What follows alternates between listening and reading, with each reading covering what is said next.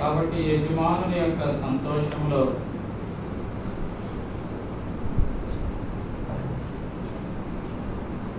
మనం పాలుపంపులు పొందాలి అంటే మనలో ఉండవలసింది ఏంటి అంటే నమ్మకత్వము అనేది మనం అక్కడ చూస్తూ ఉన్నాం.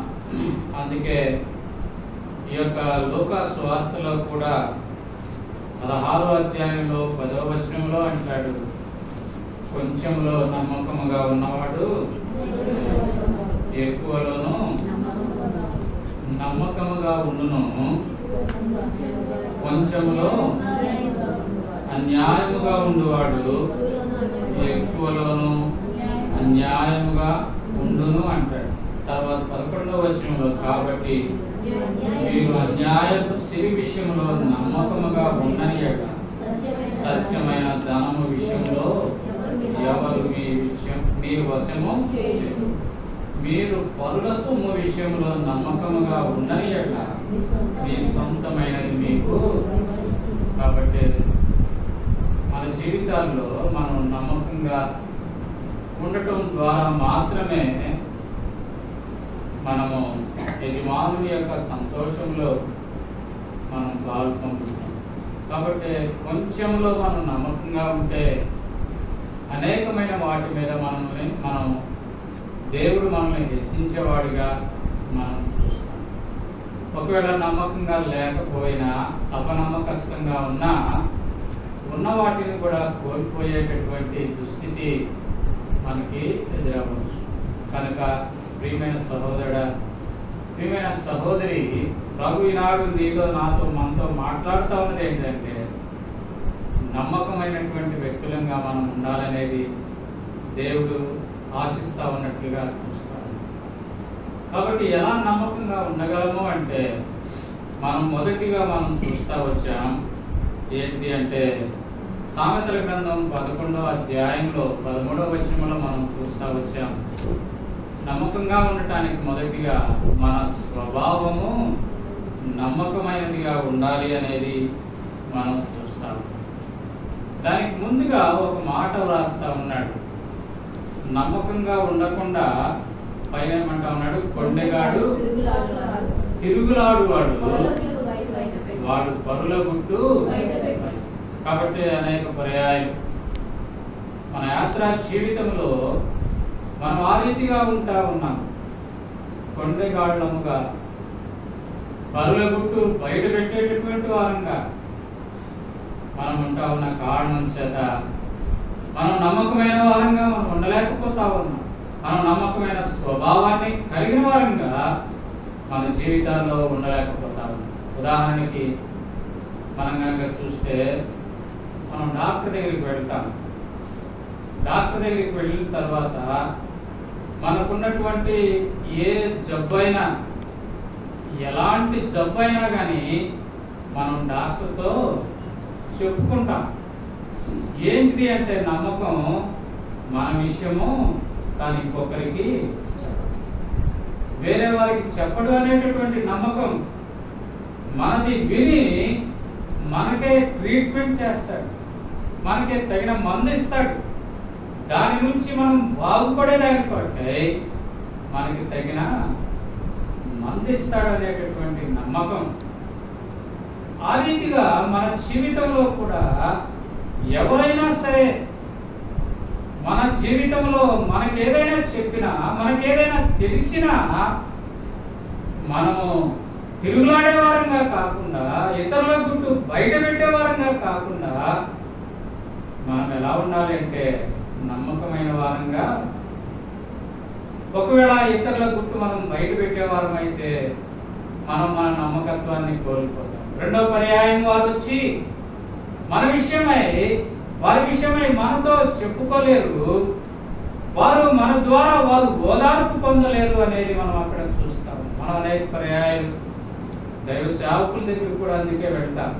దైవ సేవకుల దగ్గరికి వెళ్ళి, నాకు ఈ సమస్య ఉంది, ఎవరితో చెప్పుకోలేని సమస్యలు, నాకు ఈ సమస్య ఉంది అని కన్నీరు కలిసి దైవ సేవకులతో కూడా మనం చెప్పుకుంటాం. ఏంటంటే నమ్మకం ఎవరికి చెప్పరు.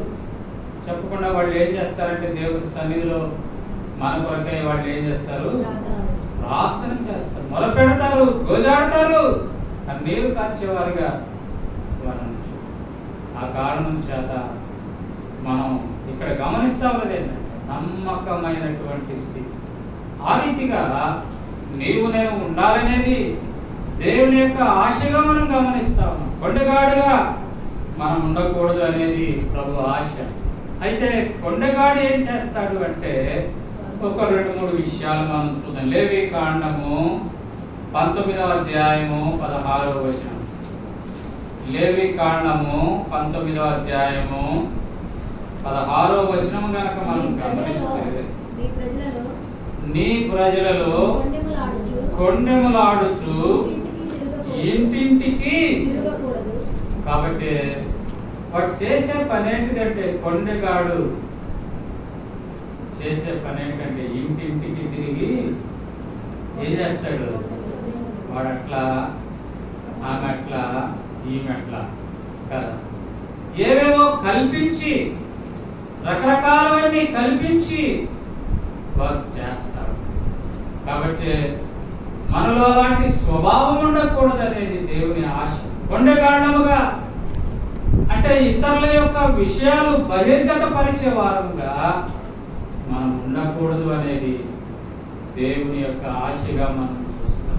కాబట్టి ఇంటింటికి తిరిగే వాడిని ఏమంటాము? కొండగాడు. వాడు ఎందుకు ఇంటింటికి తిరుగుతాడు?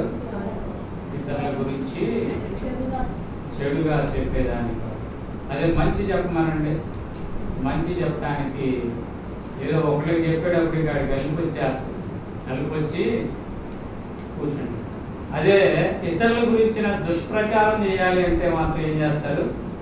ఒక్కింటికి చెప్పాలంటే వాడు పోయి 10 చెప్పారు కదా, ఇంటింటికి తిరిగేటటువంటి వాళ్ళు కదా. అలా మన జీవితాలు ఉండకూడదు అనేది దేవుని యొక్క ఆశ. రెండవదిగా మనం ఏం చేస్తా ఉన్నాం? కీర్తన గ్రంథము 15వ అధ్యాయము 3వ వచనం. కీర్తన గ్రంథము 15వ. అట్టి వాడు నాలుగుతో కొండెమలాడును, తన చెలికానికి. ఎవరికంటే కీడు చేసేది?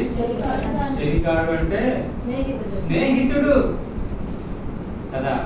ఎప్పుడే కానీ గమనించండి, కీడు చేసేది ఎవరు అంటే మనతో ఉన్నవారే, మన స్నేహితులే, మన వారే కీడు చేస్తారు.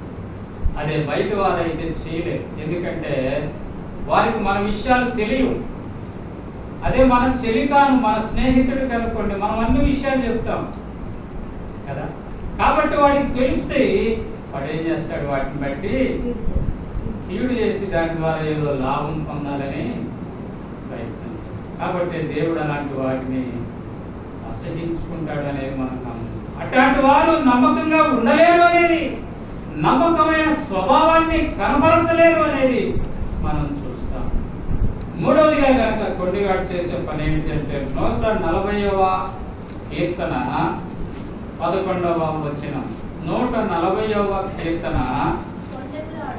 కొండెములాడువారు స్థిరపడక, వారికి స్థిరత్వం అనేది ఉండదు. ఎప్పుడెక్కడ ఉంటారో తెలియదు. ఒక స్థిరమైనటువంటి అడ్రస్ వారికి ఉండదు. కొండెములాడేవాడు కదా, ఇప్పుడు ఇక్కడ ఉంటారు, మరి కొద్దిసేపటికి ఇంకో ఇంట్లో ఉంటారు, ఇప్పుడు ఇక్కడ ఉంటారు, ఇంకో కొంతసేపటికి ఇంకో చోట ఉంటారు. వారికి స్థిరత్వం ఉండదు. చంచలమైన స్వభావం, చంచలమైనటువంటి బుద్ధి వారి జీవితాల్లో ఉంటా ఉన్నట్లుగా మనం అక్కడ చూస్తా ఉన్నాం. నాలుగవదిగా కనుక మనం గమనిస్తే సామెతల గ్రంథము 16వ అధ్యాయము 28వ వచనం. సామెతల గ్రంథము. మూర్ఖుడు కలహము పుట్టించును, కొండెగాడు మిత్రభేదము. కాబట్టి మూర్ఖుడు కలహం పుట్టించును, కొండెగాడు ఏం చేస్తాడు? భేదాలు పుట్టిస్తాడు. భేదము కదా. భేదములు అంటే భేదములు పుట్టించే వారి జీవితంలో ఎలాంటి స్వభావం ఉంటుంది అంటే మనం చూసాం కదా ఇందాక. శరీర స్వభావం. గలతీయులకు రాసిన పత్రిక 5వ అధ్యాయంలో మనం చూస్తాం. భేదములను, విమతములను, మత్తతలు, కక్షలు, ఇవన్నీ కూడా శరీర స్వభావము. అంటే భేదములు కల్పించే వారి యొక్క స్వభావం ఏంటిదంటే నమ్మకమైన స్వభావం కాదు, కానీ వారి స్వభావము శరీర స్వభావం. ఆ కారణం చేత శరీరం వారిలో పనిచేస్తా ఉన్న కారణం చేత వారు భేదములు కల్పించేవారుగా వారు ఉంటారనేది మనం. అందుకే సహజంగా వివాహ సందర్భంలో దైవజనులు వాక్యం చెప్తూ ఒక మాట చెప్తారు. ఏమనంటే, మీ మధ్య మరొక మూడవ వ్యక్తికి స్థానము లేకుండా మీరు ఉండండి. భార్యాభర్తలు మీరు ఏక శరీరంగా ఉంటారు అంటూ మూడో వ్యక్తికి స్థానం ఇవ్వద్దు అంటారు. మూడో వ్యక్తిగా దేవుడు మాత్రమే ఉన్నారు. మీ దగ్గరికి ఏదైనా సమస్య వస్తే దేవుని దగ్గరికి వెళ్ళండి. మూడో వ్యక్తి దగ్గరికి వెళ్తే ఈరోజు వింటారు, మంచి మాటలు చెప్పొచ్చు, కానీ తర్వాత వాటిని బహిర్గతం చేస్తే ఎన్నో సమస్య. అందుకే మూడో వ్యక్తిగా దేవుని దగ్గరికి కానీ లేదా దైవజనుని దగ్గరికి మాత్రమే వెళ్ళాలి. అలా అయితే తప్ప మన విషయాలు బయటికి పోకుండా. కనుక కొండగాడు చేసేటటువంటి 4వ పని ఏంటంటే వాడు భేదం పుట్టిస్తాడు. మిత్ర భేదం కావచ్చు, కదా, కుటుంబ భేదం కావచ్చు, అదే భేదమైనా సరే వాడు కదా. అందుకే మనకు తెలుసు, రాజుగారి కదా అంతకుముందు కూడా చెప్పారు. ఏమనంటే, రాజుగారి నోట్లో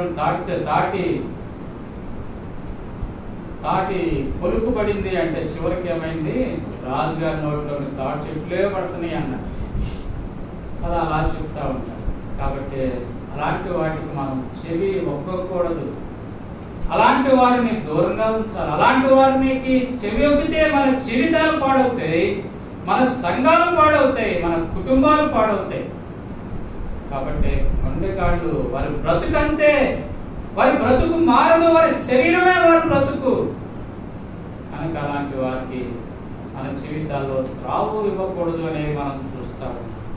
తర్వాత సామెతల గ్రంథం 26వ అధ్యాయము మనం చూస్తే గనక 20వ వచనం చూస్తే, కట్టెలు లేని ఎడల అగ్ని ఆరిపోవును, కొండెగాడు లేని ఎడల చెగడము చల్ల. కాబట్టి కొండెగాడు లేకపోతే ఏమవుతుందంటే చెగడము చల్లారిపోతుంది. అంటే గొడవ ఉండదు. ఇటు నుంచి కట్టె ఎగదోస్తా ఉంటేనే ఏమవుతుంది, మంట పెరుగుతూ ఉంటుంది. కాబట్టి ఇటు నుండి ఒకడు అటు నుండి ఒకడు ఎగదోస్తూ ఉంటేనే కానీ ఆ కుటుంబంలో కలహం, ఆ సంఘంలో కలహం, ఆ వ్యక్తుల్లో నెమ్మది లేని పరిస్థితి. కనుక ప్రియమైన సహోదరుడు, ప్రియమైన సహోదరి, ఒకవేళ మన జీవితాలు అలా ఉంటే మనం దేవుని విధంగా, దేవుని సంఘంలో దేవుని ఆరాధించే వారంగా మనం ఉండలేము. కనుక అట్టి దానికి దూరంగా మనం ఉండాలనేది దేవుని ఆశ, దేవుని కోరిక. అందుకే ఇక్కడ ఎన్ని విషయాలు రాయిస్తూ వచ్చినట్లుగా మనం చూస్తాం. నమ్మకమైన స్వభావం. అందుకే జగడము కొండగాడు అని రాసి ఆ తర్వాత నమ్మకమైన స్వభావాన్ని గురించి రాసినట్లుగా మనం చూస్తాం. ఆరోదిగా కనుక మనం చూస్తే చూడండి, సామెతల గ్రంథం 10వ అధ్యాయము 18వ వచనాన్ని కనుక మనం చూస్తే, సామెతల గ్రంథము 10వ అధ్యాయము అంతరంగమున పగ ఉంచుకొని వాడు అబద్ధికుడు, కొండెము ప్రచురము చేయవాడు బుద్ధిహీనుడు. వాడు ఎలాంటి వాడంటే బుద్ధి కలిగిన వాడు కాదు. బుద్ధిహీనుడు అనేది మనం చూస్తాం. బుద్ధిహీనుడి యొక్క పనులు ఏది కూడా సక్రమమైనది కాదు. మనకి దేవుని వాక్యంలో బుద్ధిహీనుల గురించి ఉంది, కానీ ఎక్కడే కానీ బుద్ధిహీనులు విజయం పొందినట్లు కానీ, ఎక్కడే కానీ బుద్ధిహీనులు దేవుని రాజ్యంలో ప్రవేశించినట్లు కానీ మనం చూడలేదు. వారి బుద్ధి ఎప్పుడైతే మార్చబడుతుందో, వారి బుద్ధిమంతులుగా ఎప్పుడైతే చేయబడతారో అప్పుడు మాత్రమే వారు దేవుని రాజ్యానికి వారసులు. కాబట్టి కొండగాళ్ళు వాళ్ళు బుద్ధిహీనులు. కాబట్టి బుద్ధిహీనులతో సాంగత్యం అనేది మనకి మంచిది కాదు అనేది దేవుడు హెచ్చరిస్తా ఉన్నట్లుగా మనం చూస్తాం. చివరిగా మనం చూద్దాం కీర్తన గ్రంథము 50వ అధ్యాయము 19-20 వచనాలు. కీడు చేయవలెనని నోరు తెరుచుచున్నావు,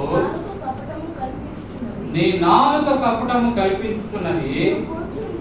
నువ్వు కూర్చుండి సహోదరుని మీద కొండములు చెప్పుచున్నావు. అపనిందలు ఏం చేస్తాడు? నింపాదిగా కూర్చొని ఏం చేస్తాడు? అపనిందలు కాబట్టి వాడిని ఇందాక మనం చూస్తూ వచ్చాం. వాడు బుద్ధిహీనుడు అనేది వాడు జగడములు పుట్టించేవాడు, వాడు భేదాలు పుట్టించేవాడు అనేది మనం చూస్తాం. కాబట్టి అటువంటి వాటికి అందుకే మనం చూస్తాం దురద చెవులు గలవారు అనేది మనం చూస్తాం.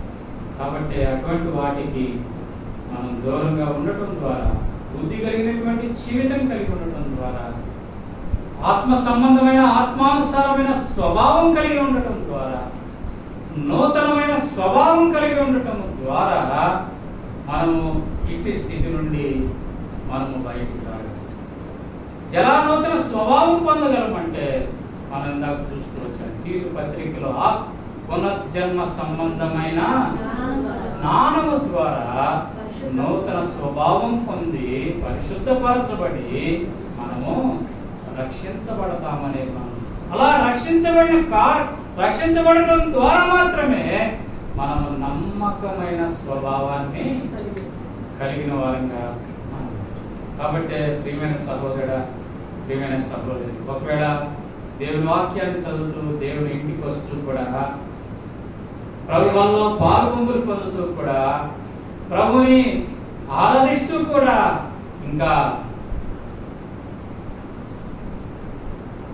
ఈ రీతిగా కొండగారిగా ఉంటా ఉన్నావా? సంఘం విషయమై అపనిందలు, సంఘం విషయమై చెడుగా ప్రచారం చేస్తా ఉన్నావా? సేవకుల విషయమై, సహోదరుల విషయమై, సహోదరుల విషయమై ఒకవేళ రీతిగా లేని వాటిని కల్పించి ఒకవేళ ప్రచారం చేస్తా ఉన్నావేమో, జాగ్రత్త జాగ్రత్త, తీర్పు సమీపిస్తా ఉందనేది మనం గమనిస్తాం. తద్వారా నీవు నేను నమ్మకంగా ఉండలేమనేది మనం గమనించాలనేది దేవుని ఆశ. అందుకే ప్రభు అంటా ఉన్నాడు, ఎందుకు మనం ప్రభు యొక్క ఆ సంతోషంలో మనం పాల్పొంగులు పొందలేని వారంగా ఉంటా ఉన్నాం, ప్రభు యొక్క ఇంటికి సంతోషంతో పరిగెత్తుకొని లేకపోతా ఉన్నాము. కారణం ఏంటి అంటే మన జీవితంలో వాటి ప్రభు ఇచ్చే సంతోషం పొదువైన కారణం చేత, మన జీవితంలో నమ్మకత్వం లేని కారణం చేత, మన జీవితంలో ఇంకనూ ఆ కొండగానికి ఉన్నటువంటి ఆ లక్షణాలు ఉంటా ఉన్న కారణం చేత మనము అటు రీతిగా ఉండలేకపోతాం. అందుకనే ప్రియమైన సహోదరుడు, ప్రియమైన సహోదరి, అది చిన్నదే కావచ్చు, పెద్దదే కావచ్చు, ఏదేమైనప్పటికీ కొంచెములో నమ్మకంగా ఉన్నవాడు అనేకమైన వాటి మీద నమ్మకంగా ఉంటాడు. కాబట్టి మొదటిది ఏంటంటే నమ్మకంగా ఉండటానికి మనలో ఉండాల్సినటువంటిది ఏంటంటే మన స్వభావము నమ్మకమైనదిగా. రెండవదిగా మనం గమనిద్దాం, నెహెమ్యా గ్రంథం 7వ అధ్యాయము 2వ వచనం కనుక మనం గమనిస్తే, నెహెమ్యా గ్రంథము 2వ అధ్యాయము 7వ వచనాన్ని కనుక మనం గమనిస్తే, 7వ అధ్యాయము 2వ వచనం, నెహెమ్యా గ్రంథము, నా సహోదరుడైన హనానీకిని కోటకు అధిపతి అయిన హనన్యాకును యెరూషలేము పైన అధికారం ఇచ్చి తిని, హనన్యా నమ్మకమైన మనుష్యుడు, అందరికంటే ఎక్కువగా దేవుని ఎదుట భయభక్తులు. కాబట్టి రెండవదిగా దేనిలో మనం నమ్మకత్వం కలిగిన వారిగా ఉండాలి అంటే భయభక్తుల్లో నమ్మకత్వం ఉండాలి. భయభక్తులలో నమ్మకత్వం. మనం చూపించేటటువంటి భయము భక్తి అనేది ఎలా ఉంటుంది అంటే కనుక మనం చూస్తే యెషయా గ్రంథం 29వ అధ్యాయం 13వ వచనంలో భక్తుడు అంటాడు, యెషయా గ్రంథం ఇలాగూ సెలవిచ్చి ఉన్నాడు, మీరు నోటి మాటతో నా యొద్దకు వచ్చుచున్నారు, కానీ 29వ అధ్యాయం 13 అంటే వారు నా ఎడల చూపు భయభక్తులు మానవుల విధులను బట్టి కాబట్టి మానవుల యొక్క విధులను బట్టి నేర్చుకున్నవిగా ఉన్నప్పుడు ఓసారి నెహెమ్యా గారు చనిపోయాడండి. నెహెమ్యా గారు ఒక మాట అన్నాడు. పరిచారకులు మీటింగ్ ఏర్పాటు చేసి వారికి కొన్ని సూచనలు ఇస్తూ ఏమన్నాడంటే, ఈరోజు అందరికి ప్రతి ఒక్కరికి తేలికైపోయింది ఆ సంఘాన్ని నడిపించడం అంటే. ఏంటంట, వాళ్ళకి అలవాటు అయిపోయింది. ముందు 3 పాటలు, వర్తమానం, ఆరాధన, పాట, బలవర్తమానం, బల్ల అలవాటు అయిపోయింది. ఎవరు పడితే వారు చేస్తా ఉన్నారు. వారి జీవితాల్లో దేవుని భయం లేదు, దేవుని భక్తి లేదు అంటూ వచ్చారు. ఈనాడు దేవుని భయం, దేవుని భక్తి లేకుండా దేవుని కార్యాల్లో పాల్పంపులు పొందుతా ఉన్నాం. దేవుని సంఘంలో ఉన్నంతసేపు ఎంతో భయభక్తులుగా ఉన్నట్టుంటారు, కానీ అవన్నీ కూడా మానవుల విధులను బట్టి నేర్చుకున్నవి అనేది గ్రహింపు లేని వారిగా ఉంటాం. గ్రహింపు లేని వారు చూసి నేర్చుకుంటాం కదా. పిల్లలు చిన్నతనం నుంచి మనం మోకరిస్తే మోకరిస్తారు, మనం పాట పాడితే పాడతారు, మనం వాక్యం చేస్తే వాక్యం చదువుతాం, మనం ప్రార్థన చేస్తే ప్రార్థన చేస్తాం. మనం చేయలేదనుకోండి. కాబట్టి నేర్చుకున్నవి కాదు, కావాల్సింది అనుభవంలో కావాలా. అనుభవంలో అది మన జీవిత అనుభవంగా ఉండాలి. దేవుని యొక్క భయము భక్తి. అందుకే మనం గమనిస్తాము, ఆ యొక్క దానియేలు జీవితాన్ని కనుక మనం గమనిస్తే, దానియేలు విషయమై దేవుని యందు భయభక్తులు నిలిపే విషయము తప్ప అతనిలో మనం ఏ లోపం కూడా కనుగొనలేము. కాబట్టి వచ్చారు రాజు దగ్గరికి, కుట్రతో, ద్వేషముతో, అసూయతో వచ్చారు. వచ్చి ఏమన్నారు, రాజా, ఇదిగో 4 రోజుల పాటు నీకు తప్ప ఇంకెవ్వరికి ఏమీ కూడా మనం చేయకూడదు. అంతే. రాజు ఏమనుకున్నాడు, ఇది ఆలోచించాల. సరే అన్నాడు, ఒకవేళ ఎవరైనా చేస్తే సింహంలో పడేయాలా అంటే రాజాజ్ఞ వచ్చేసింది. అయితే యథా ప్రకారం దానియేలు వెళ్ళి తన దేవునికి యెరూషలేము తట్టు మోకరించి దానియేలు ప్రార్థిస్తా ఉంటే పరిగెత్తుకుంటూ వచ్చారు రాజు దగ్గరికి. పరిగెత్తుకుంటూ వచ్చారు, రాజా, ఇదిగో నీ ఆజ్ఞ నువ్వు ఇస్తూ వచ్చావు, నీ శాసనం ఇచ్చావు, కానీ ఇదిగో చూడు ఆ మనుషుడు ఏం చేస్తా ఉన్నాడు, నీకు తప్ప ఇంకెవరికి అని నువ్వు శాసనం చేసాడే, కానీ దానియేలు చూడు ఏం చేస్తా ఉన్నాడు. రాజు బహుకలత పడ్డప్పటికీ కూడా వారి యొక్క ఒత్తిడి ప్రకారం ఏం చేస్తూ వచ్చాడు, దానియేలు తీసుకొని సింహపు బోనులో పడేసి తప్పల తన ఆజ్ఞ మార్చలేని కారణం సింహపు బోనులో పడేసి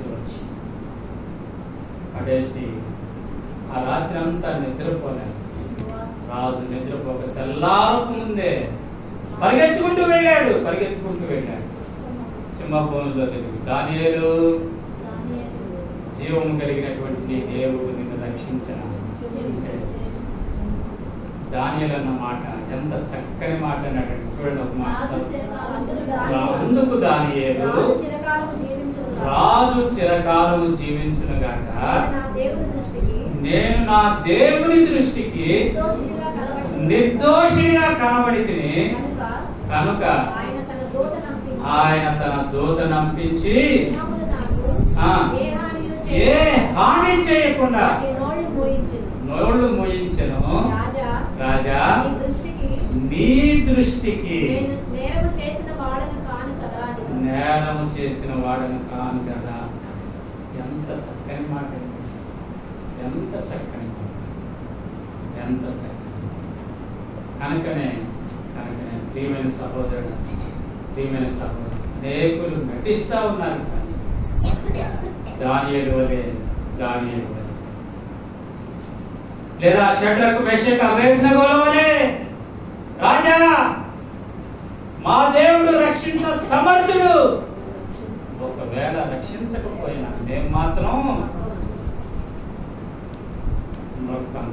మా దేవునికి విరుద్ధమైన కార్యము. కాబట్టి వారు ఉంచినటువంటి భక్తి, వారు ఉంచినటువంటి భయం నుండి ఏ మాత్రమే కానీ ప్రాణాపాయ పరిస్థితి ఏర్పడినప్పటికీ కూడా వారు తొలిగేదాని కొరకై వారు ఇష్టపడరు.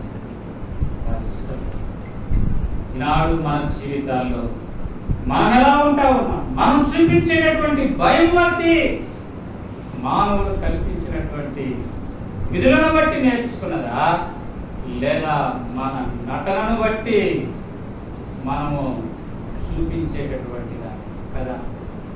పాస్టర్ గారు అయ్యగారు పాస్టర్ గారు పొందాలని పక్కలంగానే కదా, ఎన్ని రకాలు, ఎన్ని మాటలు అంటాం కదా. లేదా సహోదరుడు అన్నా ప్రైజులాడన్నా పక్కలంగానే అక్కని గురించి అంతే. అక్క ప్రైజులాడక్క అక్కకి నీకేం తెలుసు ఆ సంగతే కదా. ఎన్ని ముఖస్తుతి, వేషధారణ. కనుకనే ప్రియమైన సహోదరుడు, ప్రియమైన సహోదరికి మన జీవితాల్లో ఎందుకు మనం నమ్మకంగా ఉండలేకపోతా ఉన్నామంటే ఇటువంటి మానవులు కల్పించినటువంటి యొక్క వాటిని బట్టి నేర్చుకున్నటువంటివి మనం అలవరుస్తా ఉన్న కారణం చేత మనం యథార్థమైనటువంటి జీవితం, యథార్థమైన భక్తి, భయము లేని కారణం చేత మనం నమ్మకస్తులంగా ఉండలేం. కాబట్టి రెండవదిగా మనం చూపించే భయము, భక్తిలో నమ్మకంగా ఉండాలనేది మనం చూస్తాం. మూడవదిగా కనుక మనం చూస్తే లూకా సువార్త 12వ అధ్యాయము 42వ వచనం. లూకా సువార్త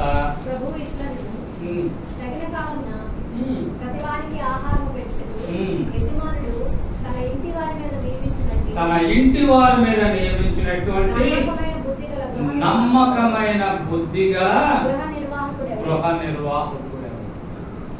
మూడవదిగా గృహ నిర్వాహక లేదా మనకి ఏదైతే ఇవ్వబడిందో ఆ పని అనేది మనం చూస్తాం. స్టీవర్డ్షిప్, మనకి ఇవ్వబడినటువంటి బాధ్యత, మనకి ఇవ్వబడిన బాధ్యతలో మనం నమ్మకంగా ఉండాలి. ఒకవేళ నీకు వంటశాల మీద నీకు అధికారం ఇవ్వబడితే ఎప్పుడు ఎవరు వస్తారో, నా యజమానుడు ఎప్పుడు వస్తాడో, నా యజమానుని బిడ్డలు ఎప్పుడు వస్తారో, దేవుని బిడ్డలు ఎప్పుడు వస్తారో వారి కొరకైనా సిద్ధంగా ఉండాలి, సిద్ధపరిచి ఉండాలా అనేటటువంటిది మనం గమనించాలి. ఇంటి దగ్గర ఉన్నాం,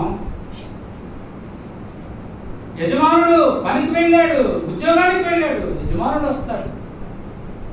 వచ్చే సమయానికి కదా యజమానుడు రాగానే కొంచెం మంచినీళ్ళు ఇద్దాం, లేదా కొంచెం టీ ఇద్దాం, ఏదైనా అల్పాహారం పెడదాం, లేదా భోజనం పెడదాం.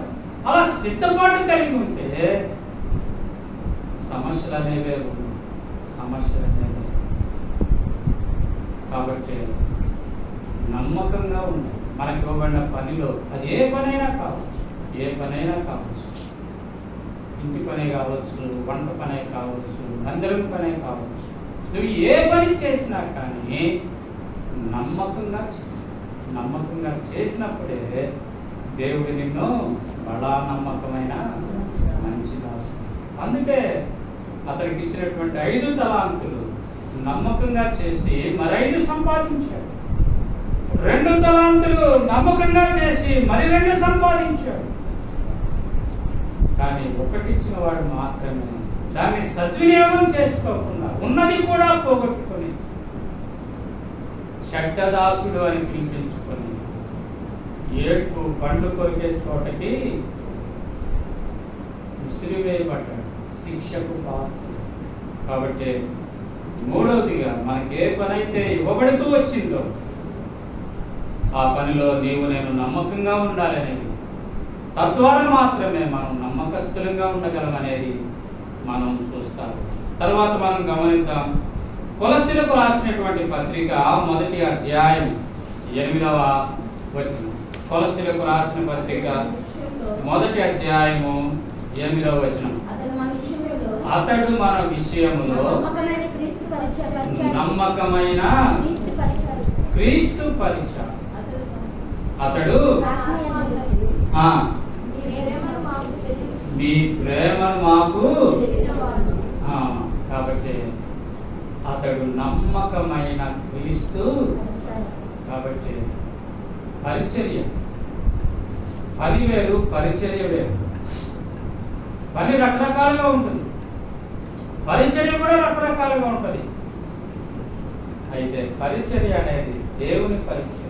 ఎంత నమ్మకం, దేవుని పరిచయం, దేవుని కొరకై జీవించటం, దేవుని ఇంటిలో పని చేయటం, దేవుని కొరకై స్వార్థ పని చేయటం, దేవుని ఇంటికి అనేకులను నడిపించడం, ఇవన్నీ దేవుని పరిచర్య. ఇవన్నీ పరిచర్య. ఈ పరిచర్యలో మనం నమ్మకంగా కదా. అనేక పర్యాయాలు డిసెంబర్ 31వ తారీఖు రాత్రి నూతన సంవత్సరం 1వ తారీఖున వాగ్దానం తీసుకునేటప్పుడు మనము ఎక్కుళ్ళు పెట్టి ఏడుస్తాం. ప్రభా నేను అట్టుంటా, నేను ఎట్టుంటా, నేను అది చేస్తా, ఇది చేస్తా ప్రభా, నాకు మంచి వాగ్దానం లేదు. ఎందుకంటే ఆ ఏడుపు అంతా మంచి వాగ్దానం. వాగ్దానం ఇస్తాడు దేవుడు. ఇచ్చినప్పుడు దాన్ని నెరవేర్పు కొరకు ఏమైనా ప్రార్థన చేస్తామా, నెరవేర్పు కొరకు ఏమైనా కనిపెడతామంటే కనిపెడతాం. అది నెరవేర్చబడే దాని కొరకు మనం చేయాల్సిన పని మనం చెయ్యం. చేయకుండానే మన జీవితాన్ని కొనసాగిస్తాం.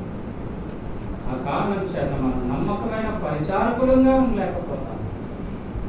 నమ్మకమైన పరిచారకులు, సహకారులంగా, ఒక విధంగా సహకారులుగా అనొచ్చు. దైవ సేవకునికి సహకారులుగా నమ్మకంగా ఉండలేకపోతాం. ఎవరినైనా నమ్మి పక్కనే తీసుకుని వెళ్తే కదా ఏం చేస్తారు, కొంతకాలం బాగానే ఉంటారు. ఆ తర్వాత ఏదైనా చిన్న విషయంలో తేడా వస్తే ఇక ఆయనట ఈయనట అని ఇంటింటికి తిరిగి లేనిపోయినవన్నీ చెబుతాం. కాబట్టి ప్రియమైన సహోదరుడు, పరిచర్యలో నమ్మకంగా ఉండాలనేది మనం చూస్తాం. 5వదిగా మనం చూద్దాం, సామెతల గ్రంథం 13వ అధ్యాయం 17వ వచనం. సామెతల గ్రంథము 13వ అధ్యాయము 17వ వచనం. దుష్టుడైన దూత కీడునకు లోబడును, నమ్మకమైన రాయబారి ఔషధము వంటి వాడు. నమ్మకమైన రాయబారి, ఔషధం. రాయబారి అంటే అంబాసిడర్ అంట. అంబాసిడర్, రాయబారి, మధ్యవర్తులు అని మన భాషలో చెప్పుకోవాలంటే మధ్యవర్తులు అనేది మనకు కదా. ఒక సామెత ఏంటది, 100 అబద్ధాలు చెప్పన్నా ఒక పెళ్లి. కాబట్టి మధ్యవర్తులు అట్లా ఉండటం వల్లే కొన్నిసార్లు సమస్యలు వస్తున్నాయి, కుటుంబాలు నిలబడలే కదా. ఈ మధ్యవర్తుల కోసం మనకు ఒక సర్వీస్ ఉంది, తెలుసా అండి? మనకు ఒక సర్వీస్ ఉంది, యూపీఎస్సిలో ఒక సర్వీస్ ఉంది. మొదటిది ఏంటి, ఐఏఎస్, ఇండియన్ అడ్మినిస్ట్రేటివ్ సర్వీస్. రెండవది ఏంటంటే ఐఆర్ఎస్, రెండవది ఏంటంటే ఐపీఎస్, ఇండియన్ పోలీస్ సర్వీస్. మూడవది IFS, Indian foreign service. Foreign service అంటే వీళ్ళు అంబాసిడర్. అంటే మన దేశంలో, మన దేశం తరఫున ప్రతి దేశంలో కూడా ఒక రాయబారి ఉంటాడు, అంబాసిడర్ ఉంటాడు. అక్కడ ఉండేటటువంటి మన ప్రజలకు ఏమైనా కష్టం కలిగినా నష్టం కలిగినా వారు మన దేశం తరపున మాట్లాడి ఆ దేశంతో మాట్లాడి వారి కష్టసుఖాల్లో పాల్పొంగులు పొందుతారు. లేదా మన దేశం ఏదైనా సమాచారం ఇస్తే వారు ఆ దేశానికి తెలియపరుస్తారు. లేదా మన దేశానికి చెందిన నాయకులు ఎవరైనా అక్కడికి వెళ్ళాలంటే వారు మధ్యవర్తిత్వం వహిస్తారు. కాబట్టి ఆ రీతిగా ప్రభుకి ప్రజలకి మధ్యలో దేవుని బిడ్డలంగా నీవు నేను నమ్మకమైన రాయబారులంగా కనుక ఉంటే, నమ్మకమైన రాయబారులుగా కనుక మనం ఉంటే, ఈనాడు అనేకులు మరణానికి జోగాడేవారుగా ఉన్నారు, అగ్ని వైపు పరిగెత్తేవారుగా ఉన్నారు, దేవుని ఇంటికి వారు పరిగెత్తేవారుగా ఉండేవారుగా ఉంటారు. కనుక ప్రియమైన సహోదరుడు, ప్రియమైన సహోదరి, కాబట్టి లోపం ఎక్కడ ఉందంటే, ఎక్కడుందండి? మనలోనే లోపం. ఎందుకు దేవుడి ఇంటికి అనేకులు రాలేకపోతా ఉన్నారంటే, మనము దేవుని రాయబారులంగా మనం పనిచేయలేకపోతాం, మనం ఔషధంగా ఉండలేకపోతా ఉన్నాం. ఔషధం, ఇది ఔషధం అండి, ఔషధం. పాపం అనేటటువంటి ఆ ఘోరమైన వ్యాధికి ఔషధం, మరణం అనే దానికి ఇది ఔషధం. మరణం నుండి తప్పిస్తుంది, పాపం నుండి తప్పిస్తుంది, అగ్ని నుండి తప్పిస్తుంది.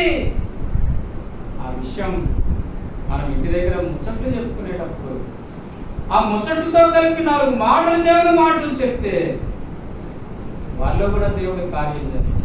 ఈరోజు కాకపోతే రేపు, ఈరోజు కాకపోతే రేపు దేవుడి కార్యం చేస్తారు. తద్వారా మనం దేవునికి నమ్మకమైన రాయబారులంగా మనం ఉండగలం. కాబట్టి ఒక విషయం మనం ఇంకో చోటికి చేరవేసే విషయంలో నమ్మకంగా ఉంటాం.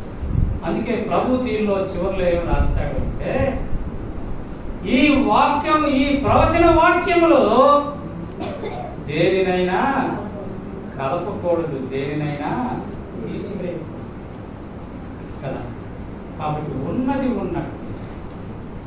ఉన్నట్లుగా మనం ఎప్పుడైతే చెప్పగలమో అప్పుడు దేవుడి కార్యాలు వ్యక్తిగతమైన జీవితంలో జరుగుతాయి, కుటుంబ జీవితంలో జరుగుతాయి, సంఘ జీవితంలో జరుగుతాయి.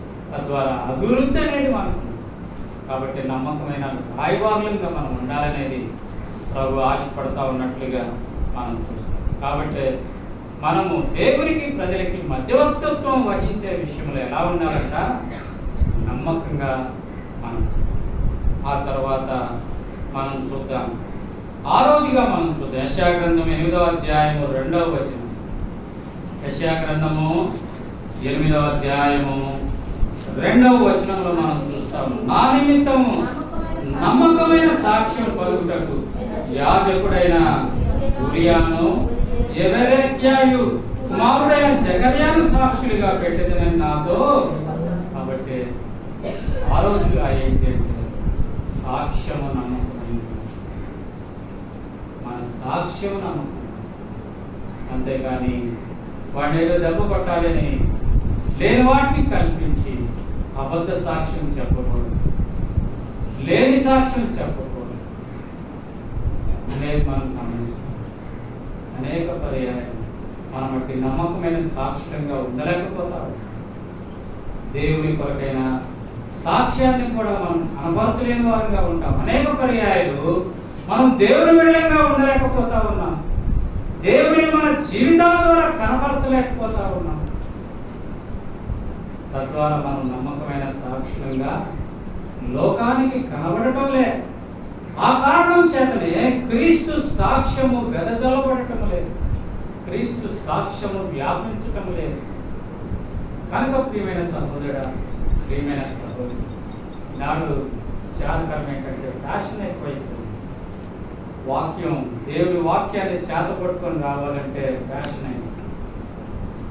ఏదో సౌలభ్యంగా ఉంటుంది అని ఆనాడు దైవజనుడు ఒక సంచి తగిలించాడు కదా. ఈనాడు సంచి స్థానంలో ఏమొచ్చినాయి? రకరకాలైన మార్పులు వచ్చేసాయి. గుర్తుపట్టడానికి వీళ్ళు క్రైస్తవులని గుర్తుపట్టడానికి కూడా వీలు లేని పరిస్థితి. నేను విమర్శించడం కాదు, సౌలభ్యం కోసం కొన్ని అలా చేస్తూ వచ్చారు, మంచిదే, నేను కాదంటం లేదు. కానీ మన వ్యక్తిగత జీవితంలో మనము క్రీస్తుని కనపరిచే వారంగా, తద్వారా క్రీస్తుకు నమ్మకమైన సాక్షులంగా మనం ఉండగలుగుతాం. మన ద్వారా పరిమళ వాసన వెదజల్లటం ద్వారా అనేకులను దేవుని ఇంటికి ఆకర్షించే వారంగా మనం. ఏడవది చివరిదిగా చూసి మనం ముగించుకుంటాం. ప్రకటన గ్రంథం 17వ అధ్యాయం 14వ వచనం. ప్రకటన గ్రంథం 17వ అధ్యాయము 14వ. గొర్రె పిల్లతో యుద్ధము చేతులు గాని గొర్రెపిల్ల ప్రభువులకు ప్రభువును రాజులకు రాజునై ఉన్నందునను తనతో కూడా ఉండిన వారు, చూడండి జాగ్రత్తగా, పిలువబడిన వారై, ఏర్పరచబడిన వారై, నమ్మకమైన వారై ఉన్నందునను ఆయన రాజులను. కాబట్టి గొర్రె పిల్లతో ఉండేవారు ఎవరు అంటే ఎవరంట? పిలువబడిన వారు, ఏర్పరచబడిన వారు, నమ్మకమైన వారుగా, నమ్మకమైన వారు ఆయనతో ఉన్న కారణం చేత జయము అనేది అక్కడ మనం చూడాలి. జయము అనేది వెనకనే ప్రియమైన సహోదరుడా, ప్రియమైన సహోదరుడు, కొంచెంలో నమ్మకంగా ఉంటుంది. అంటే మనం ఏ విషయంలో నమ్మకంగా ఉండాలి అనేది మనం చూసుకోవచ్చు.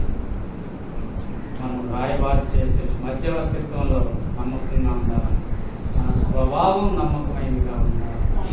మన సాక్ష్యం నమ్మకమైనదిగా ఉండాలి. ఇట్లా మనం నమ్మకమైన వారంగా ఉన్నప్పుడే మనము దేవుని యొక్క సంతోషంలో పాలిభాగస్తులం అవుతాం. అందుకే ప్రభువారు ఇక్కడ మనకు తెలియపరుచుకొచ్చారు. సంఖ్యాకాండం 12వ అధ్యాయం 7వ వచనంలో ఒక మాట. సంఖ్యాకాండము 12వ అధ్యాయము 7వ వచనం. అతడు నా ఇల్లంతటిలో నమ్మకమైన వాడు అనేది మనం అక్కడ చూస్తాం. అందుకే అదే మాట హెబ్రీయులకు రాసిన పత్రిక 3వ అధ్యాయం 5వ వచనంలో కూడా, హెబ్రీయులకు రాసిన పత్రిక 3వ అధ్యాయము 5వ వచనంలో కూడా ముందు చెప్పబోవు సంగతులకు సాక్షార్థముగా మోషే పరిచారకుడై ఉండి దేవుని ఇల్లంతటిలో నమ్మకముగా ఉండను అనేది మనం చూస్తాం. కాబట్టి మోషే దేవుని ఇల్లంతటిలో, అందుకే ప్రభు అంటాడు నా ఇల్లంతటిలో నమ్మకం. కాబట్టి నాడు దేవుని విడంగా, దేవుని ప్రజలంగా దేవుని ఇల్లంతటిలో నమ్మకంగా ఉండటం ద్వారా, ప్రభు ద్వారా మనం బడా నమ్మకమైన మంచి దాసుడా, నీవు కొంచెంలో నమ్మకంగా ఉన్నావు, నేను అనేకమైన వాటి మీద నియమిస్తాను. ఏం చేయాలా? నువ్వు నా సంతోషంలో పాల్గొను. కాబట్టి ప్రియమైన సహోదరుడా, ప్రియమైన సహోదరు, ప్రభు యొక్క సంతోషంలో నీవు నేను పాల్పంపులు పొందాలంటే